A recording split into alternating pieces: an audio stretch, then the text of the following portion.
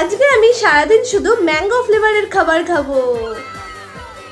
তোমরা নিশ্চয়ই দেখেই বুঝেছো ম্যাঙ্গো হচ্ছে আমার সবচেয়ে ফেভারিট, আর ম্যাঙ্গো ফ্লেভারের থেকে আসল ম্যাঙ্গো খেতে বেশি ভাল লাগে। এখানে মা আমাকে আম কেটে দিয়ে গেল, আর দেখো আমি কতটা খুশি।